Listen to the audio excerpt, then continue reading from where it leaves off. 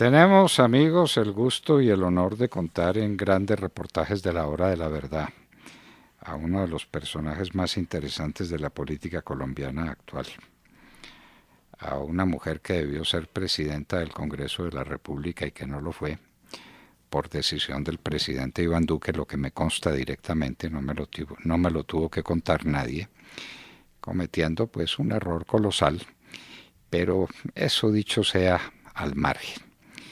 Paola Holguín es una senadora que ha sorprendido al país. Siempre tiene la palabra precisa, siempre tiene la expresión correcta, siempre la posición adecuada frente a los grandes temas de la política colombiana.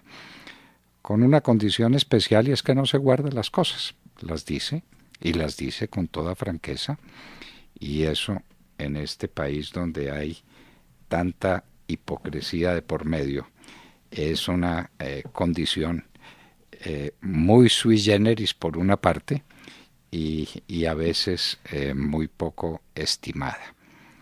Paola Holguín salió al escenario nacional no hace mucho tiempo y, y el país siempre está pendiente de lo que diga Paola. Y entonces, ¿cómo van las aguas en el Centro Democrático? Vamos a ver qué dice Paola y cuál es la posición de Paola, con resultados dispares en la paliza monumental que nos dieron en las últimas elecciones, de las que el presidente no se dio por notificado porque fue una paliza en contra de él, evidentemente. En Antioquia se logró rescatar algunas cosas, aunque allá se debió ganar y se debió ganar en Medellín, pero bueno, en fin, esa es otra historia. En todo caso, ustedes van a oír a una gran senadora, una persona muy franca, hablando de los temas capitales de este país y de la visión que ella tenga de los mismos. Senadora Paola Holguín, muy buenos días. Muy buenos días, doctor Fernando. Un saludo para usted, para todos los oyentes. Y créame que siempre el honor ha sido mío. Yo puede que no sea la más avesada ni la más disciplinada, pero alumna suya. Ahí le voy aprendiendo de a poquito. Senadora, ¿por qué nos cuenta un poquito de su vida? Usted, ¿de dónde y por dónde aparece en el escenario nacional? Y por qué hoy indiscutiblemente usted es una figura de primera condición en el escenario político del país. Pero ¿de dónde surge? ¿De dónde aparece? ¿Cómo? Un poquito sobre su vida, cuéntenos. Bueno, doctor Fernando, yo soy una montañera de 46 años. Yo soy paisa, nací en Medellín. Mi papá de un pueblito en el que se detuvo el tiempo porque no avanza, el Iconia, municipio del occidente antioqueño, muy cerquita de Medellín, pero estancado en el tiempo. Mi mamá de Sabaneta. Mis padres fallecieron ambos. Mi papá murió en el 2003. Mi mamá se murió después de mi primera elección como senadora y no alcanzó la posesión.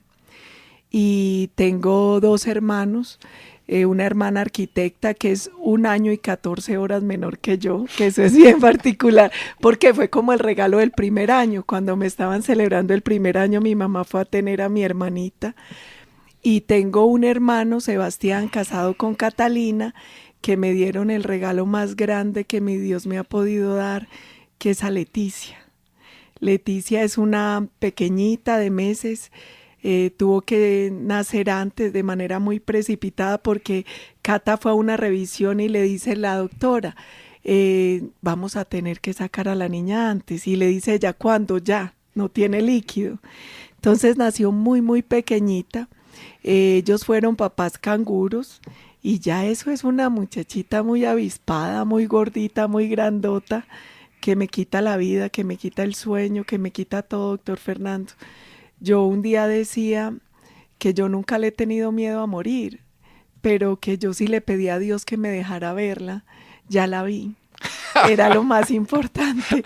Ya la vi Eso, y es el amor más grande de mi vida. esos son esos amores que no se Raros, cambian por por nada, nada. que es imposible Sí, cambiarlos, además, ¿no? doctor Fernando, porque yo soy como tía abuela, porque cuando yo tenía 15 años, mi hermanito tenía 9 años, a mi mamá le hicieron un atentado, entonces yo terminé casi criando a mi hermano. No, mentiras, mi hermano era mucho más pequeño, porque yo le llevo 9 años, yo tenía 15 y él tenía, no, yo iba a cumplir 15, él tenía como 4 años, 5 años, él estaba en kinder, en la guardería.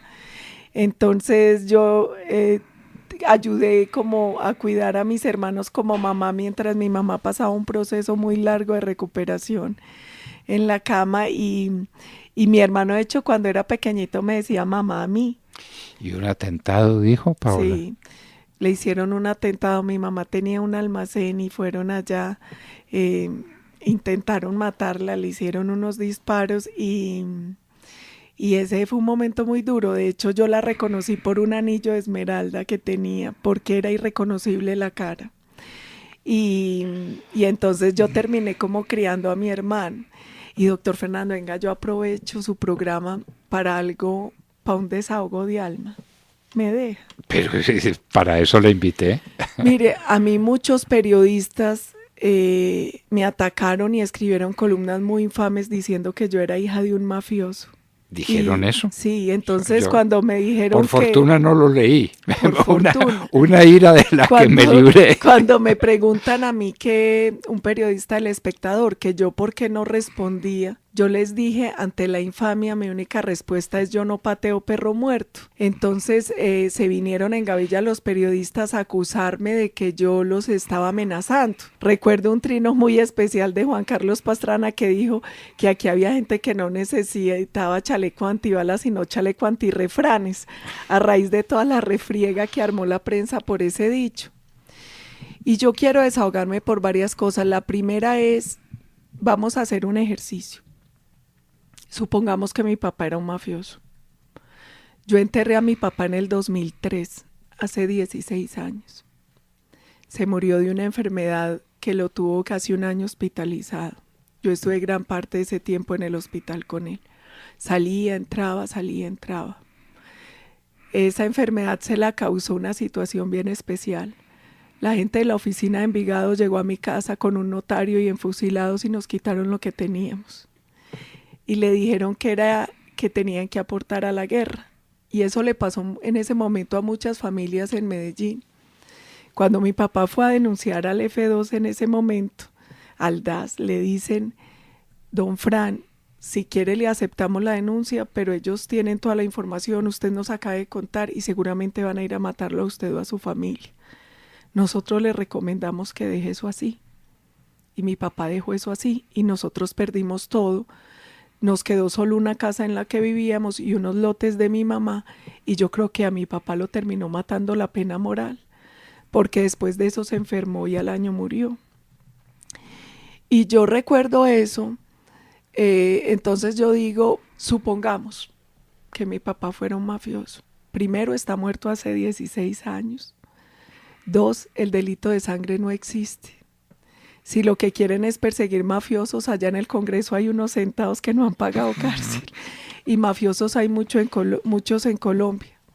Yo creo que la rabia contra mi papá, que en paz descanse, es por ser mi papá.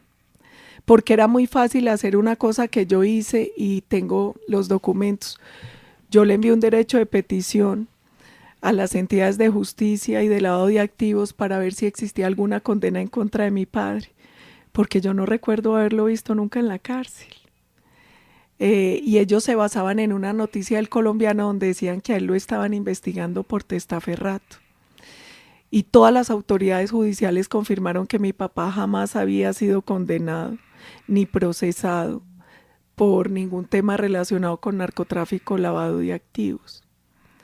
Yo tengo los certificados, para esos periodistas también hubiese sido muy fácil pedirlos, con un derecho de petición. Pero uno aquí lo que se da cuenta es que este es un país lleno de rabia, donde no opera la justicia, ni el derecho al buen nombre, ni al debido proceso. Aquí lo que opera es atacar, denigrar, acabar. Y yo le digo una cosa, doctor Fernando, para mí ese fue un dolor muy grande, porque la que eligió ser política fui yo, no mi familia. Y yo asumiré todas las consecuencias que tenga que asumir por hacer política y por hacer como la hago. Pero uno lo que pide es respeto por sus padres y por sus muertos. Mis papás ambos están muertos. Fueron personas muy buenas, de las que aprendí mucho. Uno lo único que pide es no se metan con ellos, no los dañen a ellos, no dañen a mi familia porque ellos no tomaron la decisión y ellos ya descansan en paz. Si quieren atacar a alguien, que me ataquen a mí. Y vuelvo y les digo, era muy fácil que pidieran los certificados para saber si mis papás eran o no personas honorables. Bueno, ahí tengo que diferir un poco porque en realidad no los están atacando a ellos porque ellos son inatacables. Ellos están en un mundo, como creemos en Dios y como creemos en la vida eterna, ellos están en un mundo a donde no llegan estas infamias. Si pueden reírse, se morirán de la risa, de las pequeñeces y de las balandronadas que tienen que presenciar desde allá, desde el cielo. Pero no los están atacando a ellos, tranquila, no se preocupe por eso. Pero síganos contando, ¿usted qué estudió y dónde y cómo empezó la política? Yo estudié primero en un jardín muy especial que se llamaba el CINDE, que fue un ensayo que duró muy poco tiempo en Sabaneta y era muy particular porque era un kinder donde todo el tiempo pescábamos, hacíamos teatro y leíamos. Y fue muy extraño porque de ahí yo pasé a un colegio de monjas al Carmelo a primero de primaria y me aburría mucho porque ahí enseñaban a leer. Y entonces cuando ellas con Nacho hacían Mame mi Momú, yo ya me había leído todos los cuentos de los hermanos Grimm. Entonces era un poco aburrido porque yo no entendía por qué tenía que aprender Mame mi Momú y las planas de Nacho Lee, porque yo me leía libros enteros y me leía muchos libros en mi casa y no me di cuenta cómo aprendí, pero ya sabíamos leer, sumar, restar, multiplicar. Entonces primero fue un poco tortuoso. Izaba mucho bandera, entonces un día me aburrí y le dije a la hermana Sara que no quería nunca más ni las medallas ni las banderas porque ya mis compañeras del salón estaban muy aburridas conmigo y a mí eso no me interesaba y me tocaba pararme al sol mientras izaban la bandera, entonces era horrible. Estudiaba con monjas, luego me fui a... estudié luego en el Carmelo como hasta séptimo grado y luego pasé a la Bolivariana. Y fue muy particular porque yo fui de las primeras que entró al colegio en Laureles, porque inicialmente ahí era solo de hombres. Entonces empezaron una jornada de niñas en la tarde. Y es muy bonito porque esas amigas mías del colegio fueron mis compañeras desde octavo hasta que me gradué. Y todavía tenemos un chat de todas. Y eso es unas lolas todas. Y mis compañeras se ríen mucho porque todas dicen, nosotros siempre sabíamos que ibas a hacer eso y sabemos que vas a ser presidente. Ellas me tienen muy buena fe. Y me dicen que sabían que yo era ñoña desde chiquita porque ponían a leer libros y ellas no se los leían y yo sí, entonces yo les entregaba los resúmenes, yo les ayudaba a dar clases, yo fui monitora de filosofía también en el colegio. Era ñoña, me gustaba mucho estudiar, mucho, y quería mucho, y sigo queriendo mucho a mis compañeritas del colegio. Son mis amigas, son mis confidentes, son un soporte grande en esta lucha, igual que mi familia, que mis hermanitos y mi Leti. Y pasé a fui mejor bachiller en el colegio. Entonces tenía la ventaja que podía escoger la carrera que quisiera en Bolivariana sin exámenes ni nada. Por haber sido mejor bachiller, escogí comunicación. Fue muy chistoso porque mi papá ardió en ira. Me dijo, ¿cómo va a estudiar eso? Eso no es serio, estudie Derecho. Y yo le dije, no, papá, porque acuérdese que yo quiero ser presidente. Y me dijo, pues por eso tiene que estudiar Derecho. Y yo no voy a estudiar. Y el día que entré, la decana me entrevistó, Luz Gabriela Gómez, que sigue siendo una gran amiga. Y me preguntó, ¿usted por qué quiere estudiar periodismo? Y le dije, porque voy a ser presidente de Colombia. Y ella se murió de risa. Y me dijo, pero entonces sí debería estudiar periodismo. Y le dije, sí, ¿sabe por qué? Porque yo creo que al final la política es un ejercicio de comunicación. Y el político trabaja con la opinión pública igual que el periodista. Yo quiero ser periodista. Estudié en Bolivariana, luego hice una maestría allí, una maestría que fue en estudios políticos con énfasis en economía y desarrollo. Después vine acá a estudiar en la Escuela de Guerra la maestría en Seguridad y Defensa. Me fui a Estados Unidos, ahí hice varios cursos en la Universidad de Defensa, Seguridad y Defensa, en contraterrorismo y contrainsurgencia. Tuve la oportunidad de trabajar con el presidente Uribe casi todo el gobierno. Luego trabajé con el presidente Felipe Calderón en México el último año de gobierno. Ahí conocí unas personas maravillosas. Con el presidente Uribe, perdón, ¿en qué trabajó? En la oficina con José Obdulio. Ajá. En la oficina de asesores. Luego él renunció y yo lo sucedí en el cargo a él. Ya me quedé solita hasta el final. Luego me fui con el presidente Uribe, ya siendo el expresidente, a trabajar en CESPO. Y en diciembre de ese año renuncié y me fui a México con el presidente Calderón. Ahí conocí a Sofía Fresh, una de las mujeres más inteligentes que he tenido la oportunidad de conocer, a Vergara, una mujer especializada en opinión pública, Tomislav Lendo, que es un hombre increíble, que era como el coordinador de discurseros, y eso también me impresionó, porque cuando yo trabajaba con José Obdulio como asesora del presidente Uribe, pues era que la oficina de discursos y esas cosas, y uno lo que hacía era como unos bullets o unos discursos, pero éramos José Obdulio, Adi, que era la secretaria, Caro Escamilla, que trabaja con nosotros, y yo, y ya esa era la oficina de asesores. Y cuando llego a México, hay un coordinador de discursos que es Tomislav, y hay un grupo de discurseros por tema. Entonces habían para discursos de seguridad, para discursos de economía, yo decía, Dios mío, esto es una locura, porque era muchísima gente y hacía lo que aquí hacíamos 3 personas. Entonces era un poco aprender esas dinámicas, pero allí también aprendí mucho porque ellos tienen todo muy sofisticado, ellos todo lo miden, viven haciendo sondeos, focus group. Fue también bien interesante esa experiencia. Después con Fico y unos amigos trabajé en una empresa de seguridad. Entonces fuimos asesores de la Secretaría de Seguridad de Buenos Aires con Macri cuando era alcalde. Fue una experiencia súper bonita, y de varios alcaldes en México. Y ya luego me vine a Colombia a armar el Centro Democrático y tuve la oportunidad de ser senadora, y quiero ser clara en esta entrevista, por el doctor Fernando Londoño. Porque a mí me iban a poner en el puesto 0, en el 27, en el no sé qué, y si no es por él, no quedo en el puesto 18 y no hubiese tenido la oportunidad de llegar al Senado. Él sabe que se lo debo, y cuando yo llegué al Senado a mí me dieron como una plaquita, y yo se la di a él con una carta donde le decía que si mis papás estuvieran vivos era de él, pero como no estaban vivos era del doctor Fernando, que fue la persona que creyó, que me defendió, y fui senadora por él. Y todos los colombianos lo tienen que saber. Fui senadora por él. Espero no desilusionarlo nunca, o no mucho. Y ya. Y luego vino la segunda elección, que a mí me dolió mucho que fuera en lista abierta, porque muchos la hicieron abrir con la esperanza de que yo me quemara. Y para su ingrata sorpresa fui la segunda votación del partido.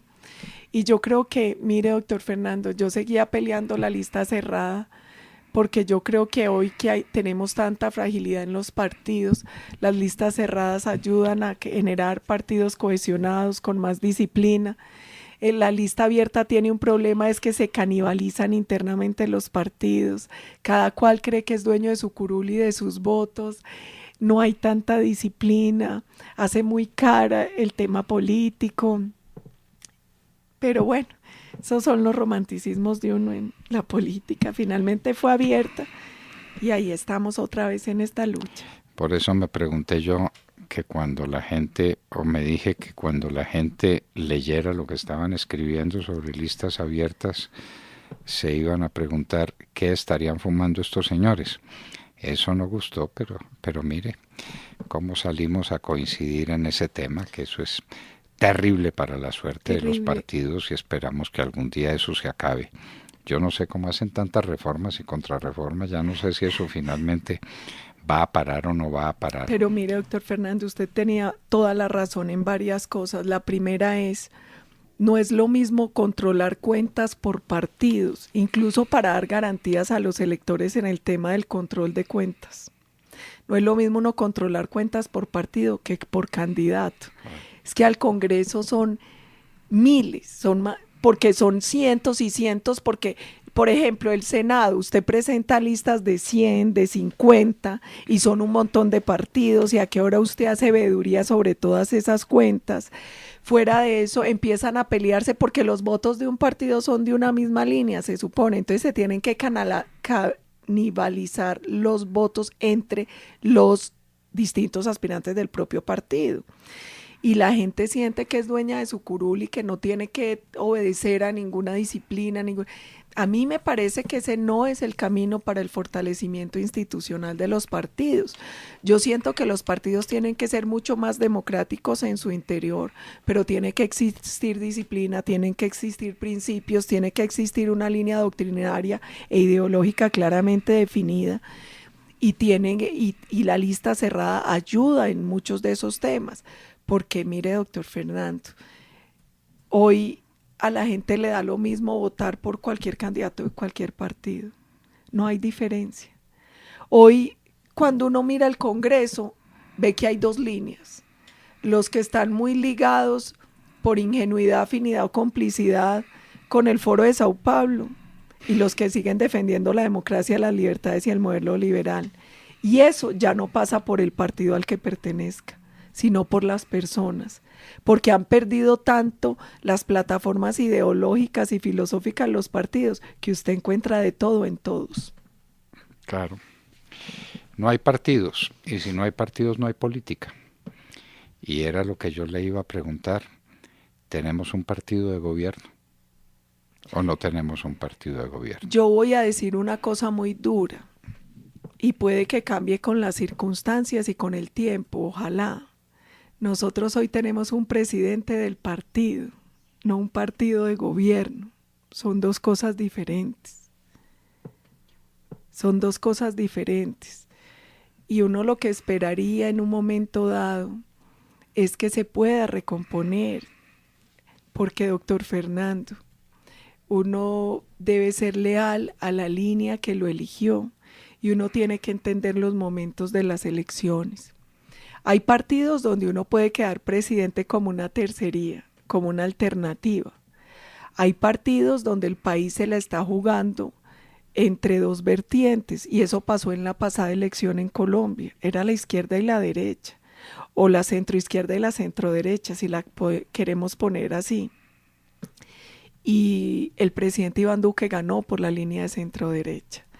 El problema que uno encuentra, porque algo similar le pasó a Macri, es primero que por tener el ambiente tan crispado o polarizado como ellos llaman, no se hace un verdadero corte de cuentas, y dos, que se busca ir por la mitad, y uno termina, cuando uno quiere complacer a todos, termina disgustándolos a todos, porque hay un sector que jamás lo va a sentir como propio, ni lo va a respetar, ni lo va a valorar. Y si usted se va alejando de los que lo eligieron, pues ellos también empiezan a tener recelos. Yo he dicho, hombre, yo le creo mucho a lo que decía Margaret Thatcher. Y yo siempre he dicho que yo no soy una mujer de consensos, sino de firmes convicciones. Y eso me ha traído muchos problemas y me los va a traer hasta el día que me muera. Pero eso es como la herencia que me dejó mi papá. Yo soy hincha del Medellín, nunca gana, pero de ahí no me muevo. Y lo mismo me pasa en política. Yo soy de convicciones y no de consensos, así pierda mucho, pero de ahí no me muevo. Porque yo creo que uno tiene que ser firme a sus electores. Si uno ganó es porque la mayoría del país está pensando como uno y defiende las tesis que uno defiende. Y uno no puede ser vergonzante de las tesis que lo eligen. Entonces yo aspiro que esto se recomponga. Uno entiende que a veces son momentos, dificultades, además porque a nosotros nos tocó una coyuntura de país muy compleja, que a veces algunos no quisieron o no quieren leer por lo compleja. Es que es más fácil uno hacerse el bobo o andarse por las ramas, porque uno no tiene o la paciencia para entender lo que está pasando o el valor para enfrentarlo. Entonces uno se va ahí como por la mitad. Pero yo siempre digo que a los tibios hasta mi Dios los vomita. Uno tiene que aprender a tomar posturas, y yo creo que los liderazgos se construyen cuando uno es capaz de tener amigos y enemigos. hay un cantante chileno que en la coyuntura que de Chile tan difícil por los paros, dijo una cosa que es cierta. Dijo, si los de izquierda creen que el presidente es facho y los de derecha creen que el presidente es progres, porque el presidente no es nada. Entonces, yo creo que uno en la vida tiene que tomar posturas, que eso es riesgoso, que es difícil, que talla, pero yo creo en eso. Yo creo en los políticos predecibles, de convicciones, y eso genera unos costos y costos que hay que pagar. Vea, doctor Fernando, ese es el ejemplo que usted nos ha dado. Puede que a la gente le guste o no y concuerde o no con lo que usted piensa, pero todos lo respetan, porque todos saben usted qué piensa y en qué línea está. Esos son los políticos predecibles y esos son los políticos que los países necesitan. Yo por eso le tengo tanto miedo a Quintero, el alcalde electo de Medellín, porque es impredecible. Absolutamente. Bueno, ya salió con la tesis de que se necesita una constituyente para arreglar los problemas del país. Senadora Paola Holguín, yo tengo ya muchos años y a mis muchos años súmele los años de mi padre, porque yo estuve muy cerca a él. Y me contó toda la historia de Colombia y toda la historia que él vivió. Es que él fue diputado a la Asamblea del Cauca con el maestro Guillermo Valencia antes de cumplir 20 años. Y él llegó a la Cámara de Representantes antes de cumplir 25 años. Y el primer debate que tuvo, que conmovió el país, iba la gente a verlo como un espectáculo, porque el espectáculo era entonces ese, el espectáculo de la inteligencia, enfrentado a quien sería después 2 veces su presidente, Alberto Lleras Camargo, y mi padre no había cumplido 25 años. Y entonces me contaba la historia de Colombia, me la contaba de arriba abajo, la que él vivió. Le supliqué 1000 veces que le escribiera, era un escritor de prodigio, aunque la gente piensa que lo que era un colosal orador. Mi padre era mejor escritor que orador. Y me contaba la historia de Colombia entera, entonces yo sumo a esa experiencia que viví, la experiencia que he tenido. Y difícilmente encuentro un momento más duro y más difícil que el que tenemos. Y empiezo por el comienzo, porque no puedo traicionarme a mí mismo, menos en un reportaje con usted. Hágame el favor, que dice que me debe algo y yo no recuerdo que me deba nada. Le digo que puede ser un defecto de memoria, pero yo no tengo ninguna noción de que usted me deba alguna cosa en la vida. Pero mire, este país tiene un problema primero y fundamental que no queremos descubrir, que es el problema del narcotráfico. El narcotráfico corrompe, el narcotráfico compra, el narcotráfico mata, el narcotráfico destruye. Por eso el presidente Uribe la tuvo tan clara y dijo: yo voy a destruir el narcotráfico, y avanzamos en ese camino, y ese era el camino de la seguridad democrática, acabar con el narcotráfico. Y ahora tenemos el narcotráfico más, le voy a decir una palabra que detesto, la odio, además no he podido saber qué significa, más empoderado. Eso ya se volvió famoso, ¿no? Todo el mundo está empoderado, el narcotráfico está empoderado. Nos contaba el coronel John Marulanda que el cálculo de él es que estamos exportando 1.700 toneladas métricas de cocaína al año, y eso multiplicado por 1000 para ponerlo a kilos, y multiplicado por otros 1000 para volverlo gramos, y multiplicarlo 100 para convertirlo en dólares, y multiplicado por 3400, esos son todos los pesos del mundo, todos los pesos del mundo. La capacidad corruptora del narcotráfico es infinita, y hoy, que yo sepa, el gobierno no tiene ningún plan para derrotar el narcotráfico. Y si no lo derrotamos, el país está perdido.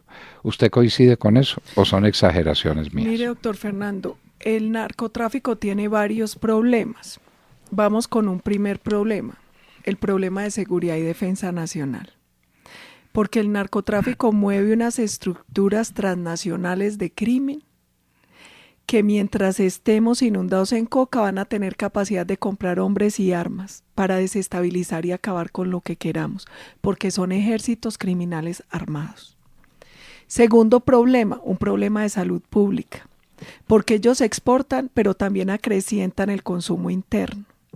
¿A qué le interesa al negocio? Ampliar el mercado, adentro o afuera. Y el crecimiento del consumo interno lleva a esta situación de jóvenes adictos desde muy pequeños. Ha disminuido mucho la edad en la que se inicia el consumo cada vez de drogas más difíciles, coca, cripa, drogas sintéticas, desde las escuelas, desde los colegios, en los parques. Hay que anotar también que la gente cuando habla de droga no entiende que cada droga es diferente, que hay drogas que generan adicción física, otras adicción psicológica, que la reacción a partir del consumo de la droga no es igual, que hay una violencia que genera el negocio del narcotráfico, pero también hay otra que genera el consumidor, dependiendo del tipo de droga que use. Tenemos otro problema que es el tema ambiental. Porque les parece que muy horrible el glifosato. A mí me da hasta risa, o sea, es que es traído de los cabellos. En Colombia se fumiga con glifosato todo, el café, la caña de azúcar, el maíz, el arroz, todo. Y a eso no le hace daño. El maíz casi no, porque aquí maíz no hay, pero el arroz, el café, la caña de azúcar. Y a eso no le hace daño, para la coca sí. Míreme qué paradójico. Les parece muy horrible el glifosato para eso, pero no les parece horrible que por cada hectárea de coca talan 1.5 hectáreas de bosque. No les parece horrible que los precursores químicos que usan en las cocinas para la coca, en los laboratorios, acaban con el medio ambiente, con la tierra, con el agua. Mire, doctor Fernando, y genera también todo un problema social y de estabilidad, porque usted lo dijo claramente, corrompen todo. Corrompen la justicia, corrompen el periodismo, corrompen las cárceles. Hay que ver cuando cogen a estos traquetos, cómo se llevan mini estructuras criminales a la cárcel y siguen desde allá manejando el negocio, pero más tranquilos, más cuidados, porque yo lo he visto. Y yo tuve la oportunidad de ir, por ejemplo, a Tumaco. Se le parte a uno el alma. Nosotros sobrevolamos Tumaco y es coca y coca y coca. Y entonces un señor, un ilustre médico, Roy Barrera, dice en el Congreso, hombre, ¿cómo se están erradicando? Siguen con las mismas hectáreas. Roy no entiende que tenemos más de 200.000 hectáreas, pero que es que esas 200.000 hectáreas dan entre 4 y 6 cosechas al año. Entonces no son, si son, póngale bajita la mano, 4, no son 200 hectáreas, son 800 hectáreas de coca al año. Pues que a él no le da el pienso, porque él es médico y yo no sé cómo le fue en medicina. En esto le fue muy mal. Y tenemos un problema, doctor Fernando. Hoy lo que se está haciendo es solo erradicación manual y algo de fumigación, pero de fumigación con ni siquiera aérea. Son unos pobres hombres intentando hacer una fumigacioncita terrestre, eso no da. Yo fui a visitar unos erradicadores, de hecho yo fui y arranqué unas cuantas matas de coca en Tumaco, apúntenme señores de la FARC, seguramente eran de ustedes, y me fui a erradicar esas matas de coca y me moría de tristeza, viendo que son unas cuadrillas de muchachos, que antes de ellos, mire cómo es el proceso, primero entran unos policías con un canino antiexplosivo a revisar el territorio que acordonan para erradicar, porque generalmente está sembrado de minas antipersonal. Después entran los muchachos arriesgando su vida a explotar esas cargas. Después por fin entran los erradicadores manuales. A nosotros una hectárea en erradicación manual nos vale más o menos 7.500.000 pesos. Una hectárea de coca con aspersión aérea nos vale máximo 1.800.000. Y con una ventaja. Y no la pagan los gringos. Y la pagan, no, y una ventaja, doctor Fernando, usted no está arriesgando claro, soldados y policías, claro. Ni erradicadores que tienen que meterse a esas zonas, porque a veces no solo son las minas, sino que los cogen a plomo, entonces, o llegan en desórdenes, entonces incluso estas cuadrillas de erradicadores van acompañados de policía y de ESMAD. Es que yo lo viví en el Tumaco, es que yo estuve allá, es que a mí no me lo contaron, y yo arranqué hojas de coca allá. Mire otro agravante, hay como 15 resguardos indígenas en la zona, la mayoría inundados de coca y no puede entrar la fuerza pública. Inundados de coca, para eso tienen los resguardos, inundados de coca. Y lo digo y lo sostengo porque lo vi, porque lo vi. Entonces, doctor Fernando, así es muy difícil. Nosotros necesitamos poder fumigar con glifosato, poder hacer erradicación manual y forzosa. Esto no puede ser voluntario, no puede ser que es que quíteme la coca si le da la gana. Es que es un cultivo y vea, y aquí empieza todo por el lenguaje. Usted que me le opina las bobadas, como los ponen a hablar, que es que no pueden decir que es un cultivo ilícito, sino que es un cultivo de uso ilícito. Y por eso prohibieron el comercial de la mata que mata. Porque que esa mata no mata, que la que mata es la cocaína, hombre, déjense de bobadas, déjense de bobadas. Es como cuando le dicen a un secuestrado retenido. La primera conquista de ellos es por el lenguaje. Entonces le hacen creer a la gente, por ejemplo, cuando hablan del uso medicinal, que es que la droga es buena. Y así empiezan a trastornar la sociedad y la meten en unos cuentos. Vean, mijos, la mata de coca es muy mala, porque de ahí sacan cocaína y por esa cocaína matan gente. Matan gente. El que se mete un gramo de perico está ayudando a los muertos que ponemos. El que permite que se siembre coca está ayudando a los muertos que ponemos. Hay que entenderlo así, con esa claridad meridiana. Deben de estar disfrazando las cosas y diciendo bobadas. Nosotros necesitamos urgente volver a la fumigación con glifosato, volver a la erradicación manual forzosa, volver a la sustitución de cultivos ilícitos por lícitos. Mire, doctor Fernando, estas Biblias, ese señor, ese naranjo ese, que fue tan buen antinarcótico y después fue tan bueno para promover el narcotráfico porque dijo que la lucha contra las drogas había fracasado, o sea que él es un fracasado. Pero ahí yo lo que quiero señalar es, ¿qué pasó? ¿Cuál fue la clave del éxito durante el gobierno del presidente? Un tema que ustedes dos lideraron. Y era, primero, fumigación, erradicación manual, forzosa, voluntaria, sustitución, combinación de formas de lucha contra el cultivo. También todo el tema de interdicción aérea, marítima, fluvial, tema muy importante que yo siempre señalo, control de lavado de activos. Usted puede erradicar extinción de dominio. Sin eso no hay nada, porque usted vea, bajas y capturas las que quiera y hay un montón de muchachos haciendo fila. Si usted no les quita la plata, con esa plata vuelven y compran muchachos y armas. Es que el problema del negocio, aquí sí, como dicen por ahí, es el negocio socio. Aquí el problema es la plata. En el fondo, es la plata. Hay que dificultar el negocio, hay que quitarle la plata. Es lo único que funciona. Lo demás son cuentos de hadas. Lo único que funciona es una política integral contra la droga, contra el consumo, contra el lavado de activos y contra los delitos conexos. Mire, Juan Manuel Santos acabó a Colombia. Y uno de los daños grandes que le hizo fue que en ese acuerdo de La Habana convirtió al narcotráfico en conexo al delito político. Les alcahueteó que se prohibiera la fumigación. Y fuera de eso, no hace sino presionar esos guerrillos de la FARC, los traquetos esos, con un montón de proyectos de ley para ir legalizando cada vez más el tema del narcotráfico en Colombia. O daño el que nos están haciendo. O daño el que le hace la corte a Colombia cuando no le permite fumigar, porque créame que le hace más daño a Colombia la coca que el glifosato. Pero por favor, el glifosato no le hace ningún daño. Si le hiciera daño, los que nacimos y crecimos en zonas cafeteras estaríamos muertos todos. No hubo cafetal en Colombia y por lo menos en mi tierra, en la que yo conocí, que la conocí bastante bien, que no se fumigara con Roundup, que es el Roundup, glifosato. Y entonces vivimos, y no se nos ocurrió, no se nos pasó por la mente que eso fuera dañino. Y allá estaban todos los campesinos, pues con su aparato ese al hombro, fumigando con glifosato, la vida entera. Así acabamos con la maleza en todos los cafetales. Y no pasó nada. Y la extinción de dominio, senadora, a eso no se le ha puesto atención. Y yo por eso tengo una heroína que fue una persona a la que conocí ocasionalmente y es una de las personas que más admiro en Colombia. Se llama Sara Magnolia Salazar. Parece una muchachita, es menudita, tiene unos ojitos preciosos y una inteligencia y una capacidad y un valor absolutamente increíbles. Cuando empezó el gobierno del presidente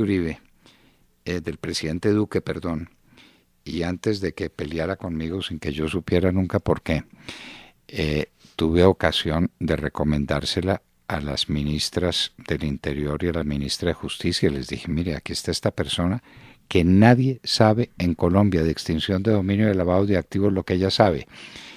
Senadora, contratada por el gobierno de los Estados Unidos para dictar conferencias y para desarrollar el tema en República Dominicana, en Guatemala, en Panamá, en Paraguay, en el Perú. En Colombia no la determinan.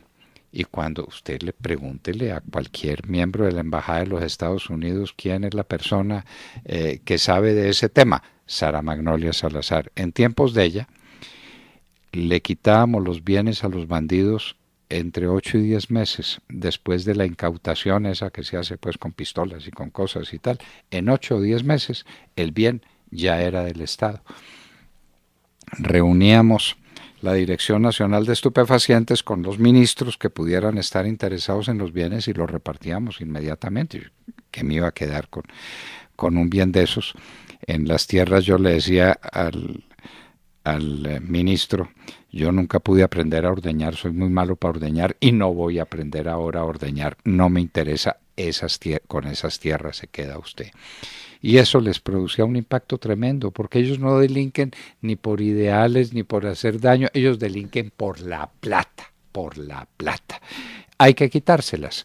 Y lamentablemente en esa materia no se ha hecho nada, lo que se hacía en 8 o 10 meses ahora se está haciendo en 12 y 15 años. ¿Y sabe qué es lo grave con eso, doctor ¿Ya para Fernando? qué? Como los procesos son tan largos, ellos empiezan a hacer trampa y a pasar de testaferro en testaferro y terminan los mismos traquetos dueños de las propiedades. Pero claro. Ahí tenemos que hacer dos cosas. Primero, nosotros necesitamos extinción de dominio express.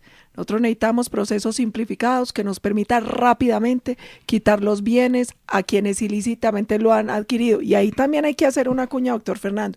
Es que usted hizo con esa ley una cosa que no logramos hacer en México cuando yo trabajé allá. Y es que la ley permite quitar el bien a todo el que no pueda comprobar que lo adquirió lícitamente. Esa es la clave de la norma. Contra traquetos, contra secuestradores, contra corruptos, contra todo. Porque todo el que tenga un bien ilícitamente adquirido, el Estado se lo puede quitar. Explíqueme de dónde lo sacó. No sé, venga para acá, el bien es mío. El bien es mío, por eso los Estados Unidos estiman tanto esa norma. Claro, y otra cosa importante, doctor Fernando, a eso hay que adicionarle un sistema que permita entregar o monetarizar rápidamente esos bienes. ¿Por qué? Porque usted sabe cómo es el gusto del traqueto. Entonces uno llega y una finca con un zoológico y termina haciendo un encarte para el Estado. Atender esos animales y no sé qué, vea, entregue eso, vuélvalo plata. Y si después resulta, que es muy difícil que resulte, que el tipo era un santo, pero se le había olvidado declarar eso en la renta, pues le devuelve la plata por la que la vendió y listo. Pero nosotros, ¿por qué? Porque eso también se vuelve un foco de corrupción. Qué pena decirlo. Pero esos bienes también se vuelven un foco de corrupción. Es la verdad. Y eso está inventado, lamentablemente. ¿Por qué no se puso en movimiento? No tengo ni idea, pero se prohibieron los bombardeos, que ahora con este bombardeo a ese campamento que finalmente pues no se supo qué fue lo que pasó ahí, neutralizó a la Fuerza Aérea, neutralizó los bombardeos. La extinción de dominio la enredaron, la que nosotros teníamos era una cosa, un procedimiento más que expedito, en 10 meses ya el bien pasaba a poder del Estado desde la incautación. No hay fumigación con glifosato, y entonces, y no hay extradición.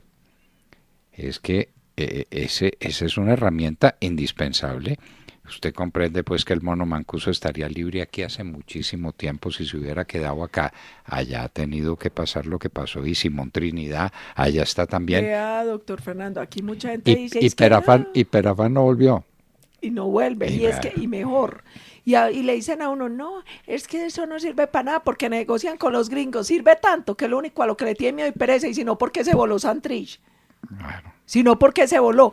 Ningún bandido le tiene miedo a una cárcel en Colombia. Pues le tienen pánico a la cárcel en Estados Unidos. La extradición es una herramienta indispensable en el combate contra el crimen transnacional.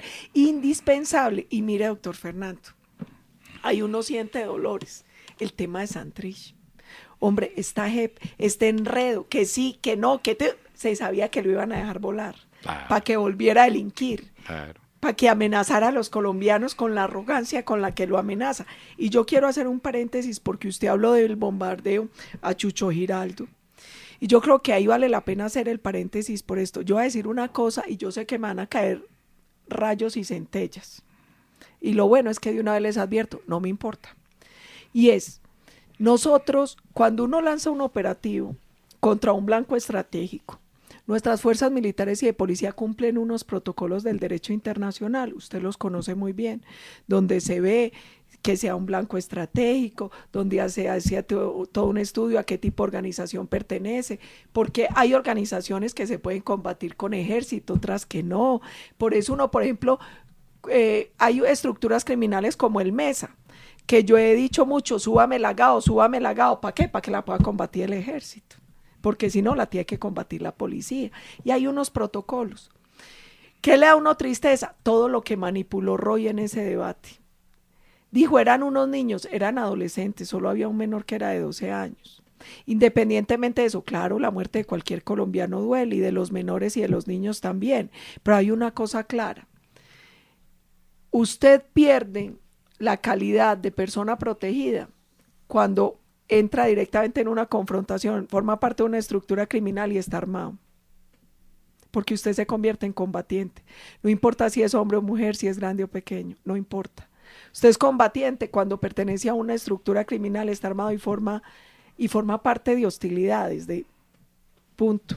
Y no diferencia el derecho internacional si usted es niño, niña, si usted es mujer, nada de eso cuenta. Aquí nos enredaron. Aquí en muchos ataques a blancos estratégicos, pues lamentablemente cayeron menores. ¿Por qué? Porque esas estructuras criminales son reclutadoras de menores.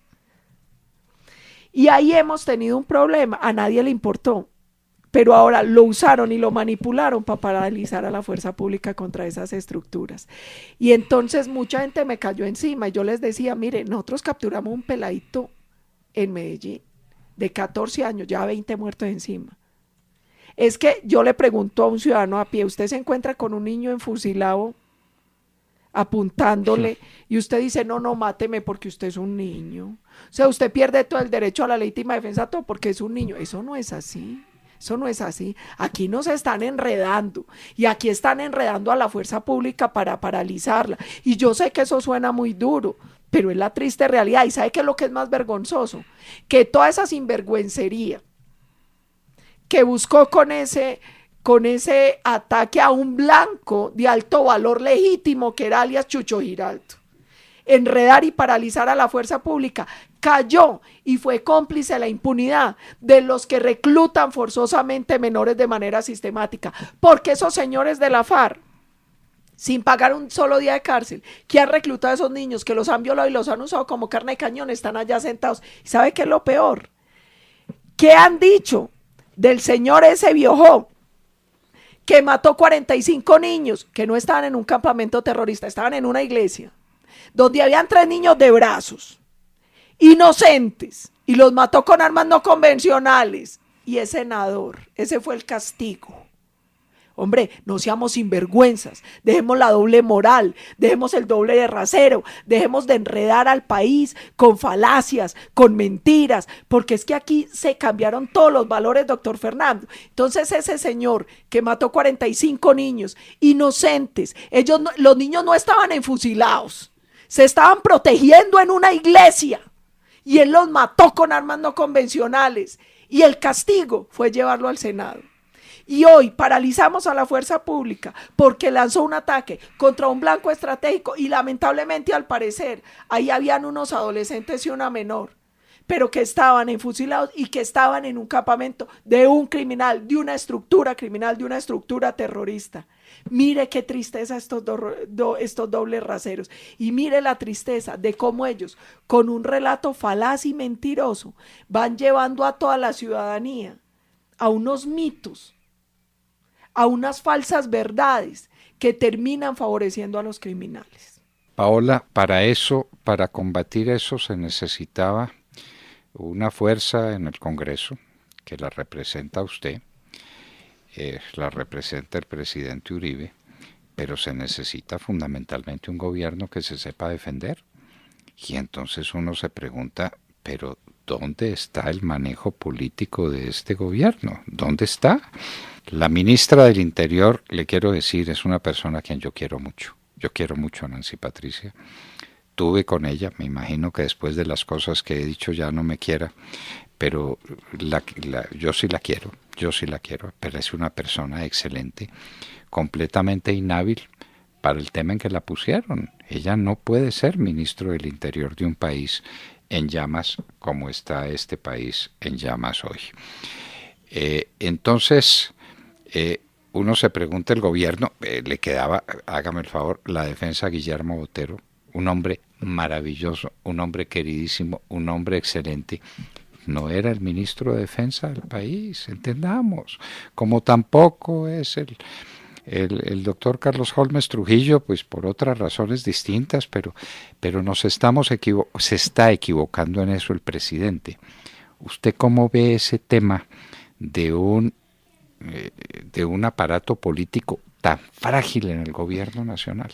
Varias cosas, doctor Fernando. La primera, yo creo que los países tienen requerimientos diferentes según el momento que estén viviendo. Los países en paz requieren gerentes. Los países convulsionados requieren líderes. Pero además, los gobiernos tienen que entender que gobernar implica no solo gerenciar, sino hacer política. Hacer política. Esto no se trata solo de gerencia, esto se trata de hacer política. Y en ese sentido, bienvenidos los técnicos, pero los gobiernos necesitan políticos, porque los gobiernos, mire, un buen gobierno necesita visión, gerencia y comunicación. Un buen gobierno necesita saber para dónde va, el que no sabe para dónde va puede que ya haya llegado, y se tiene que casar con un tema. Hay mucha gente que le da rabia porque yo digo, mire, un presidente tiene que hacer todo y cubrir todo, pero la gente lo tiene que identificar con una bandera. Si yo le digo Uribe, seguridad, Santos, paz, Fajardo, educación, puede que le guste o no, que cumpla o no, pero tienen una bandera, tienen una meta, tienen un tema por el que se la juegan, así tengan que hacer todo lo demás. La gente sabe con qué lo identifica, esa es la visión. La gerencia es usted cómo hace para que esa visión se haga realidad. Y yo en eso valoro una cosa que le critican mucho a Uribe, que es la microgerencia. ¿Sabe por qué la valoro? Y usted debió vivirlo, doctor Fernando. Porque usted como presidente o como ministro da una orden, pero si no hay microgerencia, créame que se lo pasan por la galleta. Es que usted tiene que mandar, y no solo mandar, tiene que estar pendiente, que la haga a tiempo, si la hizo, no la hizo, ¿cuándo la va a hacer? Y tiene que conocer el tema. Mire, en mi época de ministro yo tuve el honor y el gusto de ser compañero de gabinete de Roberto Junguito, uno de los grandes economistas que tiene este país. Y algún día estaba hablando con él y me dijo, no, es que estoy muy ocupado. ¿Qué te pasa? ¿Que alguna cosa especial? Me dijo, sí, es que voy a hablar con el presidente y entonces estoy estudiando. Porque es que hablar con el presidente Uribe de cualquier tema era hablar de una persona que lo conoce a fondo, que no se deja comer a cuentos de nadie, que sabe de qué está hablando. En los pocos domingos en que el presidente Uribe no salía a sus famosas reuniones con el pueblo, reunía a la gente en Palacio porque no paraba, ni podía parar. Y tenía 4 o 5 grupos de personas discutiendo cosas distintas. E iba de sitio en sitio. A ver esto que va. ¿Cómo es la cosa del presupuesto acá? ¿Cómo es la cosa de la educación y de las universidades acá? ¿Cómo es esto? Y él iba recorriendo todos los sitios y en cada una de las mesas se sabía que el presidente conocía el tema a fondo, que había que contestarle lo que era, que además lo recordaba todo y tomaba nota y tomaba cuenta de todo lo que se hacía, porque era un presidente de ejecuciones, de realizaciones. Él estaba pendiente de que las cosas se hicieran. Y en materia de seguridad, pues ni hablar, porque ese era su elemento fundamental diferenciador. Y no había brigada, y no había comandante, y no había personaje, ni coronel, ni general, ni teniente general, ni nadie que no supiera exactamente que hablar con Uribe era rendir examen de lo que se trata. Hay muy pocos seres humanos así, entendámoslo. Pero si no entendemos que eso es imprescindible para que un país tenga un buen presidente y al tener un buen presidente tenga paz, no estamos entendiendo nada. Además, doctor Fernando, había una cosa súper bonita en la que yo creo, y es gerencia, microgerencia y victorias tempranas para generar confianza. Cuando arrancaron las caravanas Vive Colombia Viaja por ella, empezando el gobierno, la seguridad era igual de mala. No habíamos avanzado todavía, estábamos arrancando. Pero eso es una victoria temprana. El susto. ¿Se acuerda, doctor Fernando? Y era que la policía del ejército acompañar a la ciudadanía por las carreteras y era una forma de decirle a los bandidos, ustedes no nos van a quitar el país es nuestro y aquí estamos nosotros para protegerlos, aquí estamos nosotros para que usted pueda ir de Medellín a Bogotá, de Bogotá a Cali, de Santa Marta, y era súper bonito porque eso es una victoria temprana, ese es un mensaje de confianza, ese es un mensaje que alienta al ciudadano. Eso también hace falta, doctor Fernando, gerencia, microgerencia, victorias tempranas y comunicación. Mire, la comunicación es fundamental porque muchos de los errores de los gobiernos se dan por un tema de comunicación, por no salir a tiempo, por no salir primero. ¿Usted se acuerda lo que decía el presidente Uribe? Hay que poner el huevo y hay que cacaraquearlo. Y es verdad, huevo que pone, huevo que cacaraquea. Y él también decía una cosa que es cierta, a uno el pueblo le perdona el error, pero no le perdona ni el engaño ni el ocultamiento. Usted no puede esperar que la agenda comunicacional se la pongan otros. Usted no puede esperar que la verdad o lo que está pasando en el gobierno se lo digan otros. Usted tiene que decirlo primero. Uno tiene que saber comunicar, uno tiene que decir la verdad, uno tiene que, además, lo que uno no diga, el ciudadano lo llena con sus prejuicios. Y yo le escuché alguna vez en Argentina, hace muchos años, a un ponente algo que después lo volvió a oír en Colombia, y es que una cosa es la opinión pública y otra la opinión publicada. Y uno tiene que aprender a sopesar eso. ¿Qué están diciendo los medios y qué está diciendo la gente? ¿Qué están pensando los generadores de opinión y qué está pensando el ciudadano a pie? Porque no necesariamente coinciden.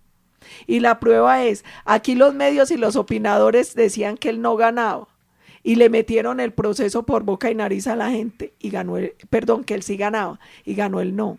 La gente pensaba muy distinto a como estaban pensando los medios y los opinadores. Y otra cosa que a uno lo angustia, doctor Fernando, uno no puede gobernar por lo que diga Twitter. Lamentablemente hoy muchos muchachos creen que la vida real es lo que dicen las redes, creen que esa es la vida real.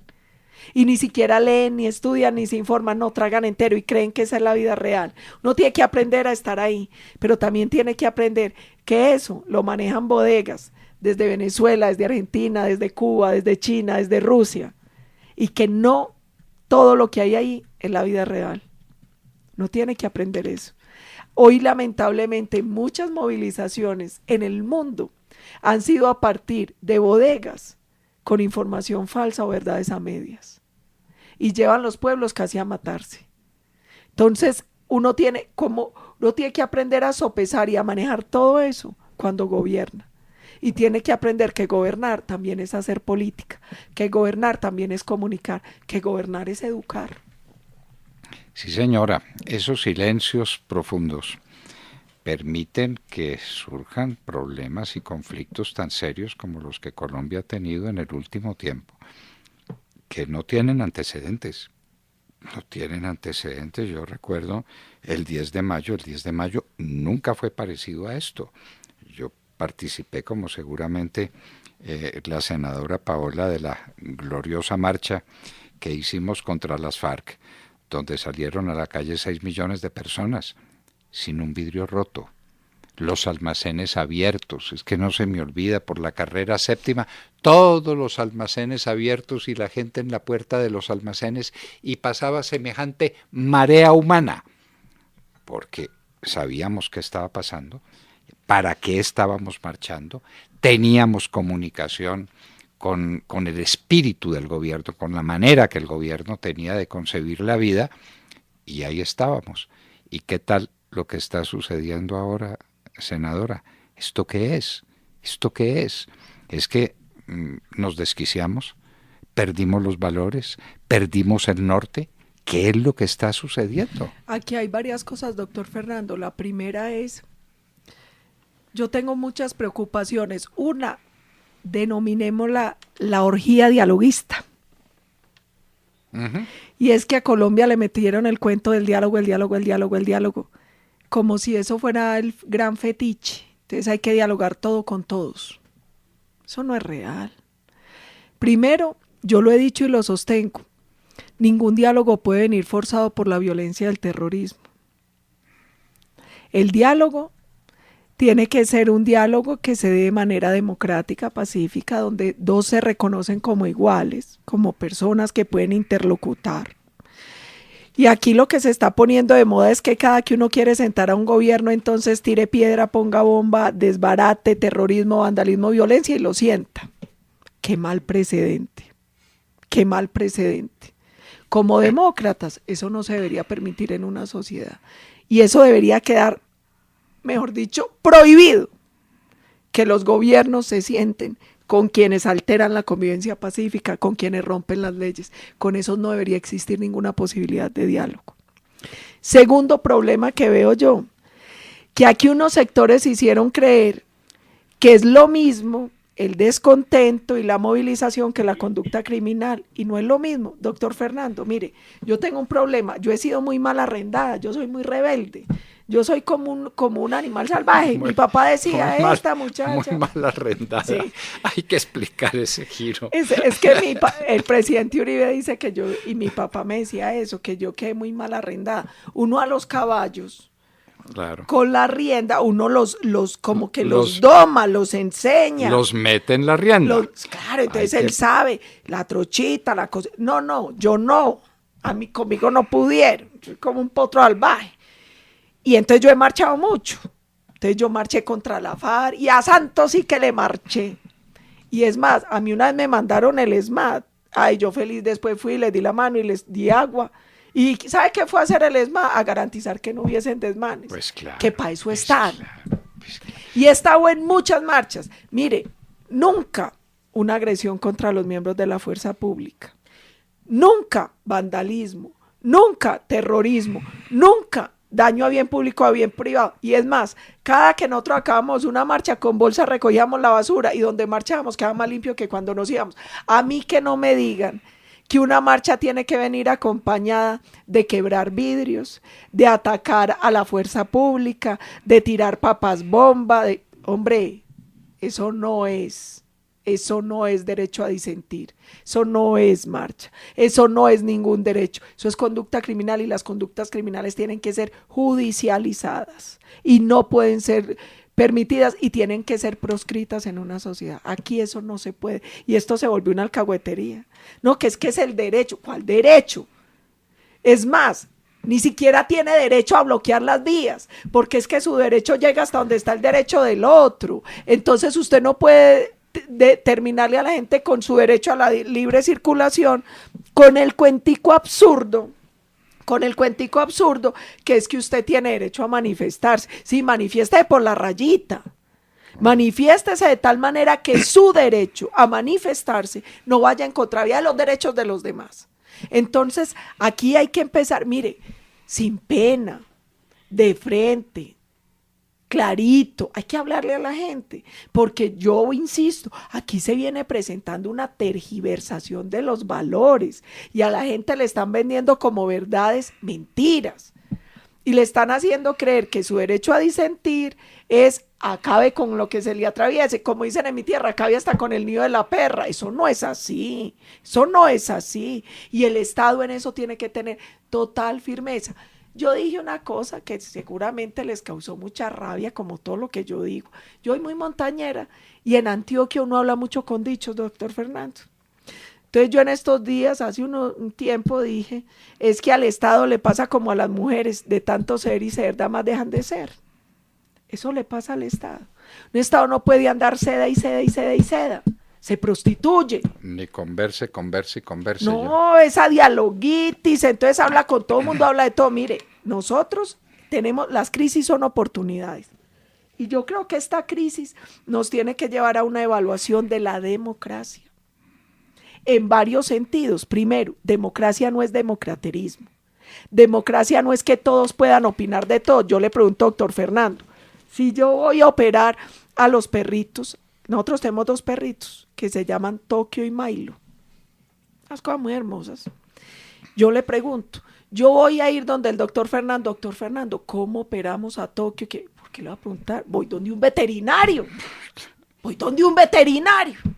Pero aquí creen que todo se le tiene que preguntar a todo mundo. Entonces, óigame los cuentos con los que salen. Entonces, por ejemplo, van a hacer una ley, una reforma tributaria que hay que preguntarle a la gente ¿qué? ¿Usted qué va a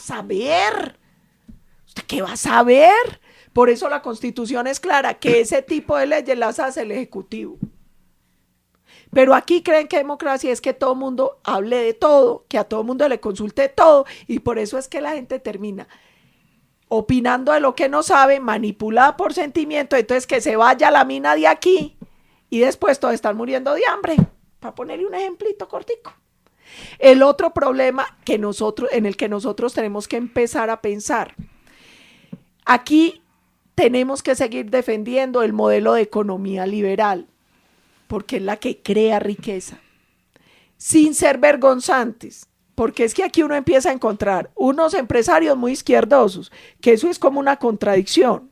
Eso es entonces es que yo encuentro unos que yo soy empresario y bien izquierdoso, y yo sí es bien raro. Hombre, si uno es empresario, se supone que uno defiende el modelo liberal y de economía de mercado. Pero además, cada vez se va más allá, en un rediseño de una economía de mercado donde ya se empieza a hablar de capitalismo consciente, economía del bien común, que a mí me parece que está bien, y es crezcamos con responsabilidad, porque en América Latina había como 2 modelos, el que decía crezca y crezca, pero no reparte y no se preocupe por eso, que fue el modelo de Brasil, un modelo desarrollista, que creció mucho la economía, pero se atrancó un poquito en el tema de como de distribución y eso, o el modelo venezolano, que es reparte y no genere riqueza. Entonces, ¿usted qué termina repartiendo? Miseria. Entonces, yo creo que estas nuevas tendencias económicas de un capitalismo consciente, donde decimos, venga, crezcamos, pero venga, generemos mecanismos para que todos puedan crecer, pensando en una cosa, es que justicia no es a todos igual, sino a cada quien según su ser y su hacer. Es que si usted es un vago que no trabaja, yo porque le doy lo mismo a usted que se levanta a las 4:30 a quebrarse el lomo. ¿Cómo por qué? Según su ser y su hacer. Y el Estado debe dar unas garantías de un tema base para que la gente pueda trabajar, pueda progresar, pueda generar empresa. Pero ese cuento de que les tiene que regalar todo, que yo creo que eso también, mire, la mayoría de izquierdosos son ricos heredados, que no camellaron la plata. Cuando uno lo enseñan desde chiquito a trabajar, a mí me decían un día, hombre, es que si todos fuimos de izquierda, Juan, y yo le dije, yo no. A mí toda la vida me enseñaron que quería plata, tenía que trabajar. Entonces yo me acuerdo que yo hacía postres, que me serié, que yo he hecho de todo en la vida. Y si yo quería plata, tenía que trabajar. Entonces cuando a mí me repartan, y yo, porque yo me la gané. Porque yo me la gané y me la gané honradamente. El que ha trabajado la plata no la regala, porque sabe lo que cuesta y la cuida y la multiplica. Al que le gusta la repartija es al vago, es al que dice, no, yo no trabajo porque me sacan del Sisbén, entonces me quitan los subsidios, es el que quiere vivir de mendigo del Estado. Y a nosotros nos han ido llevando a eso. Y yo creo que en parte todo eso se empieza a juntar como una bomba y es una gran crisis que hay hoy. A la gente hay que enseñarla a trabajar, a la gente hay que enseñarla a estudiar, a la gente hay que enseñarle un concepto de justicia. Y es que no es para todo lo mismo, es cada quien según su ser y su hacer. Es que en la vida las cosas cuestan, es que se tiene que trabajar. A mí me da mucha risa porque uno se pone a ver, y por ejemplo, muchos de los muchachos que salen a marchar y a volver nada a lo público y las universidades públicas, estudian en universidades públicas con la plata que nosotros pagamos de impuestos. Pero claro. Y son con el Sisbén y los atienden en los hospitales con la plata que nosotros pagamos y les parece horrible. Y ¿sabe qué me dolía a mí en esas marchas, doctor Fernando? Uno puede decir una palabra muy dura al aire. Las que quieran. Salían y decían, país de mierda. Y yo pensaba, estos pobres culicagados, un país que nos ha costado trabajo, sangre, sudor y lágrimas, más de 200 años de vida republicana, seguramente nos falta mucho. Pero no se vale, alguien decía, que porque tu país no sea un paraíso lo conviertas en un infierno. Porque este país, para estar donde está, le ha costado mucho sacrificio a mucha gente. Este no es un país de mierda. Y si no les gusta, que se vayan para otro. Y que nos dejen a los que sí queremos este país y a los que valoramos el esfuerzo de tanta gente que durante décadas, que durante siglos se ha molido para que tengamos lo que tenemos. Y gritan que nada les sirve. Y no les sirve Uribe. El gritico típico, el de Uribe Paraco. Y esos muchachos no han leído que aquí había paramilitarismo desde los 80, que los presidentes se hacían los pendejos y algunos hasta les daba salvoconductos a los Paraco y trabajan con ellos. Y que el único que los enfrentó fue el gobierno de Uribe y a usted le tocó. Y eso requirió coraje, porque era coger a unos criminales, ponerlos en cintura y desmovilizarlos. Porque era extraditarlos y era ganarse unos enemigos para toda la vida, y no les tembló la mano. Y resulta que los combatieron, los desmovilizaron y los extraditados son los paracos. Y nada dicen de esos expresidentes que desde los años 80 sabían que ahí estaba el paramilitarismo y no los tocaban ni con el pétalo de un arroz, o incluso transaban con ellos y trabajaban con ellos. Y de esos no dicen nada. Y de esos no dicen nada. Y de esos no dicen nada. No ha sido, el gobierno Uribe no fue un gobierno paramilitar, fue un gobierno que desmovilizó paramilitares, que los combatió y que los extraditó. Y que desmovilizó a las FARC. Es que cuando yo veo cómo atacan al presidente Uribe, digo, pero por Dios, ¿cómo contrarían una realidad que está ahí? El presidente Uribe le quitó armas a un mayor número de guerrilleros de las FARC que lo que hizo Santos. Y el presidente Uribe ni hizo convenio con ellos, ni les entregó el país, ni hizo constitución expresa, ni en absoluto. Cumplió su deber y la gente venía y entregaba el fusil. Y lo tratábamos, me correspondía como ministro tratarlo como correspondía, enseñarle alguna cosa para que pudiera batirse en la vida y para que fuera persona, y sobre eso no se hicieron capítulos especiales, y el país se pacificó y la gente vivía tranquila e iba a los campos tranquilas y el país empezó a crecer, que nos paró la crisis internacional que le tocó sortear al doctor Oscar Iván Zuluaga, pero se superó. Y entregó el presidente Uribe, porque en últimas éramos todos los que estábamos en ese proceso, un país tranquilo, un país en crecimiento, un país pujante, un país confiado en sí mismo, hasta que llegó pues el doctor Santos. Sí, el innombrable. Y mire, doctor Fernando, en la vida uno puede decir el vaso está medio lleno o el vaso está medio vacío, pero lo cierto es que el vaso está en la mitad. O sea, es una verdad innegable. El proceso de paz más grande en la historia de Colombia lo hizo el gobierno de Álvaro Uribe. Ustedes desmovilizaron 53.000 personas, 35.000 paramilitares y 18.000 guerrilleros en desmovilizaciones individuales y colectivas, sin entregar partidos, sin entregar curules, sin entregar lo que entregó Santos. Pero además, uno no puede ser tan miope. Ustedes recibieron un país con más de 28.000 homicidios al año y lo entregaron con más o menos 15.000. Disminuyeron como en un 50% el homicidio. Lo recibieron con 2.882 secuestros al año y lo entregaron con menos de 300, una reducción como del 90% del secuestro. Es que las cifras están ahí.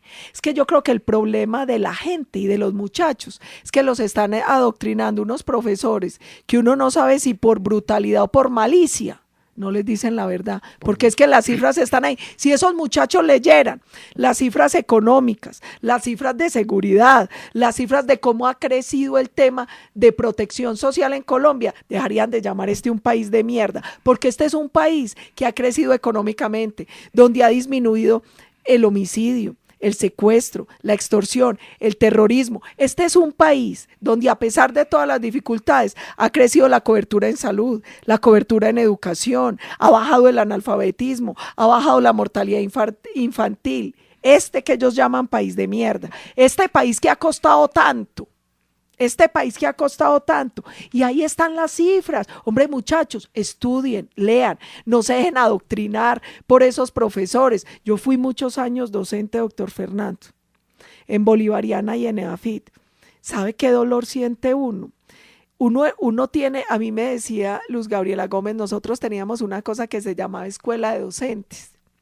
Y ahí nos decían, usted no tiene que ir a aprenderse libros para ir a vomitarlos. Usted lo que tiene que generar es pasión por el conocimiento. Volver a estos muchachos inquietos que aprendan a pensar, que estudien filosofía, que busquen, que escudriñen. Hoy se volvieron un montón de perezosos que salen a la calle a repetir como loros las mentiras y las bodas que les dicen los profesores. Hombre, cojan al menos Google, a ver si le están diciendo la verdad o mentiras. Pero ni eso. Cojan y comparen cifras. Comparen, es que las cifras están ahí. Estudien, lean, porque es que es muy fácil salir a destruir. Lo duro es construir. Es muy fácil salir a dividir. Lo duro es salir a unir. Es muy fácil uno salir a denigrar de este país, desconociendo lo que ha costado construirlo y llegar donde está. Y sí, falta mucho. Sí, señores, falta mucho. Y nos va a faltar más si seguimos creyendo que es destruyendo como vamos a cambiar esto. No es así. No es así. Y uno aquí lo que tiene que hacer es amarrarse, camellar y aprender a enseñarle a la gente que sí es posible un futuro mejor, pero que lo tenemos que construir entre todos y trabajando, doctor Fernando. Es que nada cae del cielo. Aquí no pueden esperar un gran milagro. El milagro lo hacemos todos, cuando cada uno hace su pedacito, cuando cada uno trata de ser honrado, trabajador, porque ese es el otro mito. Horrible la corrupción, horrible los políticos corruptos, sí, pero se les olvida que eso es una enfermedad endémica. Porque esos políticos ladrones los compran empresarios ladrones. Y a esos políticos ladrones los eligen ciudadanos ladrones que venden el voto. Entonces, queremos acabar con la corrupción. Empiece cada uno por dejar de ver cómo hace para capar impuestos, de dejar de ver cómo hace para robar y no pagarse ahí las fotomultas, para dejar de ver cómo hace chanchullos con todo, cómo compra al empresario, al político para ganarse la licitación, cómo se queda con un porcentaje del contrato. Si cada uno empieza a hacer lo correcto, pero todo el mundo quiere que el país cambie, pero nadie quiere cambiar. Así es muy difícil, así es muy difícil. Cada uno debería empezar a pensar, hombre, ¿usted qué está haciendo? Porque usted no quiere corrupción, pero es corrupto. Usted no quiere corrupción, pero vende el voto. Usted quiere un país mejor, pero usted viendo cómo roba impuestos, cómo incumple un contrato, cómo roba y cómo no paga lo justo lo que tiene que pagar. Así es muy difícil. Yo tuve una experiencia muy bonita en el paro del 21. Ese día yo fui a una empresa, se llama Compañía de Empaques, y me recibió el presidente del sindicato. Entonces yo lo saludé, hola, ¿cómo están? Y le dije, ¿cómo le fue? Le faltó mucha gente con este paro. Y me dijo, mire, senador, aquí normalmente faltan entre 10 y 20 trabajadores por calamidad doméstica o por enfermedad. Por primera vez en tantos años no faltó ni un trabajador. ¡Qué cosa tan linda! Y le dije yo, ¿qué? Y me dijo, no, todos vinieron. Y a nosotros nos llamaron de una central obrera porque teníamos que dar una cuota extra para el paro. Entonces nos reunimos y yo les pregunté, ¿y sabe cuál fue la respuesta? Dígales que hagan lo que puedan con la cuota sindical, que no damos un peso más, porque nosotros no paramos, nosotros trabajamos, porque nosotros no vamos a alcahuetear ni paros ni protestas, nosotros alcahueteamos construcción de país. Y me lo dijo el presidente del sindicato de Compañía de Empaques. Ese día no se me va a olvidar, porque ese día yo aprendí que aquí ese cuento de que es que el trabajador es de izquierda, el empresario es de derecha. Yo conozco empresarios más de izquierda que ese presidente de sindicato. Yo conozco empresarios más dispuestos a destruir y a hacer trampa que ese presidente del sindicato, que se le está jugando por trabajar, por construir país, por dar ejemplo, por dar ejemplo. Y ese día no falta un solo trabajador. Qué hermosa experiencia y qué palabras maravillosas. Y qué gusto es oír una persona como Paola Holguín, una senadora excepcional. Y entonces ustedes ya verán por qué le tenemos aquí tanto aprecio y por qué estamos tan seguros de que esta es una carrera política que apenas empieza, apenas empieza. Lo mejor está por venir. Nos sigue doliendo inmensamente que no haya sido la presidenta del Congreso, no por ella, porque no le hace falta, mire que no le hace falta, por el país, porque esa fue una equivocación enorme, que fue la primera de una cadena de equivocaciones, y eso ha tenido un costo muy alto para el país. Pero tenemos en Paola Holguín una figura cumbre de la política colombiana, gústele a quien le guste, pero sabemos a quién tenemos. Esa es una virtud capital suya. Usted no tiene segundos entendidos, ni tiene posiciones estereotipadas para esconder esto o aquello, ¿no? Usted es como es, y es como ha dejado ver en este grande reportaje de La Hora de la Verdad, una persona excepcional que el país va a utilizar, porque a la gente la utilizan, a usted la van a utilizar, la va a utilizar mucho Colombia, porque necesita Colombia personas como usted, personas como Paola Holguín.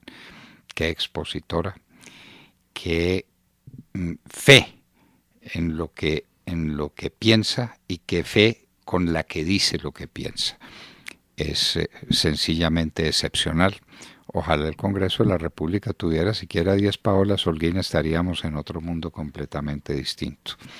Pero bueno, no es muy frecuente un fenómeno humano como el que Paola Holguín representa. Paola, ¿cuándo va a ser usted presidente de la República? Voy a ser precandidata para la próxima, doctor Fernando. Si mi Dios me lo permite, y yo no soy nada distinto a una montañera que se va a hacer moler por este país. Y créame, yo chiquita, yo desde muy pequeña dije que iba a ser presidente. Yo no sé si lo logre, pero lo voy a intentar, porque uno a veces siente que nació para una cosa, y yo sentí muy chiquita que había nacido para eso. Por eso renuncié a casarme, renuncié a tener hijos, y por eso he hecho lo que he hecho en estos 46 años. Si mi Dios me ayuda, si me ayudan personas como usted, doctor Fernando, porque vuelvo y le repito, usted dice que no le debo nada y yo le debo todo.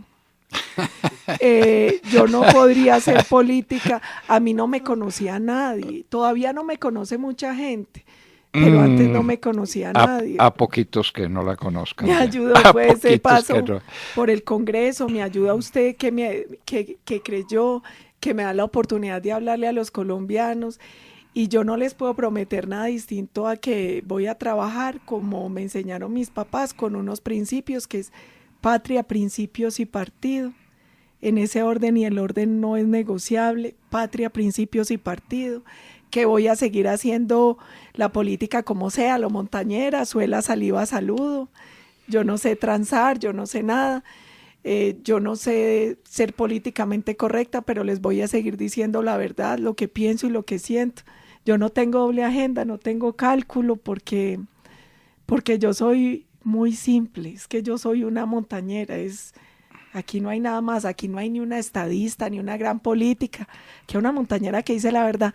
Eso sí les digo, a mí este país me duele como la carne, es lo único que les garantizo, y por eso yo me voy a hacer moler, y yo no tengo límite en el amor por Colombia, y voy a hacer siempre lo que yo creo que es lo correcto, lo que me han enseñado, lo que yo veo en usted. Yo siempre le he dicho, doctor Fernando, que sea un faro, porque yo he recorrido muchos pueblos y muchas veredas en este país.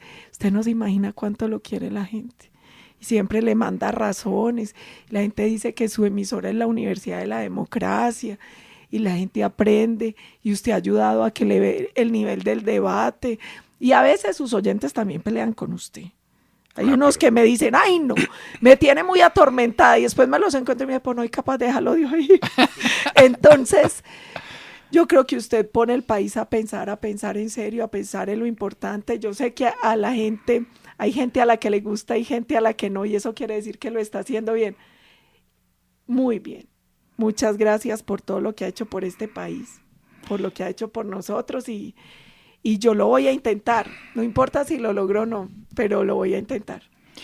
Pues usted sabe, Paola, que esta es su casa, porque aquí en la hora de la verdad somos partidarios de esa cosa que está moribunda en el mundo, que es la verdad. ¿Recuerda de quién es la frase? Hay una cosa moribunda en el mundo que es la verdad. Me parece, estoy casi seguro que es de Jean-François Revel, pero tendría que verificarlo y tal vez es en la connaissance inutile, el conocimiento inútil. La verdad hay que decirla, la verdad hay que proponerla y hay que proponerla con sencillez. Usted es muy combativa, pero es una persona llena de valores espirituales y llena de consideración por el otro ser humano, porque usted tiene valores cristianos.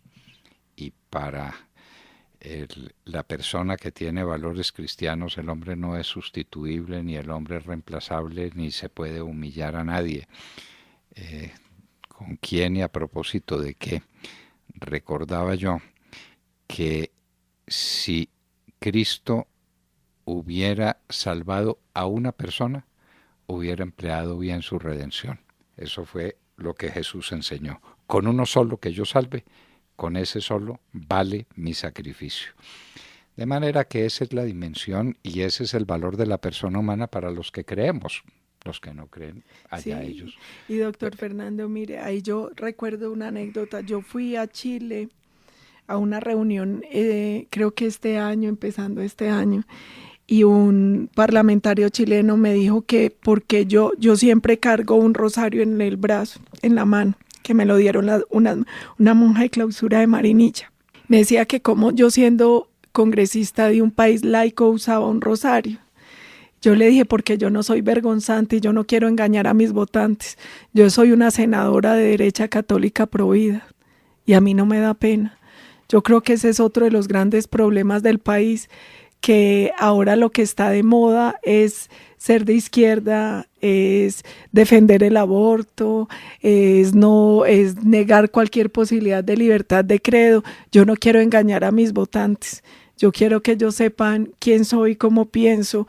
Y ser laico no quiere decir que un país laico no quiere decir que sea un país que le tiene que negar la posibilidad a la gente de tener libertad religiosa, de tener fe y defender unos principios en los que cree. Claro. Y eso es fundamental. Yo tengo en la cabecera de mi casa, de mi cama, varios rosarios. No tengo uno, tengo varios, para que usted vea, para que usted vea de qué tamaño es el asunto. Pero ese es un principio fundamental. Uno tiene que creer y amar eso, eso que cree y que constituye en últimas el sustrato de la vida. La vida, ¿qué es eso? Aquello en lo que ¿qué es la vida? Aquello en lo que creemos. Lo demás es literatura, lo demás es cuento. Paola Holguín, usted va a ser presidente de la República. ¿Quién se lo dijo primero? No sé quién, pero las cosas tienen que ir hacia allá. El país tiene que buscar una solución de fondo a sus grandes problemas y pues yo vuelvo a lamentar que usted no haya sido presidente del Congreso, pero lo lamento más por quien no permitió que usted fuera presidente del Congreso y sabe muy bien a quién me estoy refiriendo. Pero eso no vale la pena. Eso son pequeñas cosas en la vida. Cuando yo escribí la carta renunciando a esa posibilidad, le decía a mis hermanos, la ventaja de esta edad es que uno ya no tiene vanidad y a uno no lo definen los cargos, lo definen los hechos, en lo que creen, en cómo lucha, porque lucha. Y yo espero que eso me siga definiendo. Pero usted ha sido mucho más que presidente del Congreso, mucho más. Usted es una de las congresistas más destacadas que ha habido en la historia de Colombia y congresista de primera línea, y el país lo sabe. Y cuando el país quiera buscar una persona de carácter y una persona que ya llegue con ideas definidas, usted me va a acompañar en una reforma constitucional que yo voy a presentar. Que para ser presidente de la República se necesita ser colombiano por nacimiento, tener más de tantos años y llegar a la campaña y a la presidencia ya conversado. Pero desde luego que la gente llegue yo ya conversé y ya vengo es a gobernar, que es otra cosa distinta. Ay, doctor Fernando, hay un dicho muy bueno y es, Primero que los políticos no son aguacates para madurarlos a periódico. Uno necesita procesos en política. Y la otra es que uno cuando gobierna llega a gastarse lo que sabe, no aprender. Paola Holguín, senadora de la República y probablemente futura presidenta de la República, es lo que ella quiere y uno consigue las cosas que quiere y que busca. Y le quiero decir esto, usted es de las pocas personas que admite que quiere ser presidente de la República. Probablemente muchos quieran. Hay muy pocos, yo he conocido muy pocos que no quieran serlo. Mi padre fue uno de ellos, me decía, qué horror, mijo, qué horror, qué espanto. No, eso jamás. Pero bueno, muy pocos son los que dicen sí, yo quiero ser presidente de la República. Y Paola Holguín tiene la claridad, el valor, la gentileza de espíritu de decir, yo quiero ser presidente de la República. Tomen nota, queridos oyentes.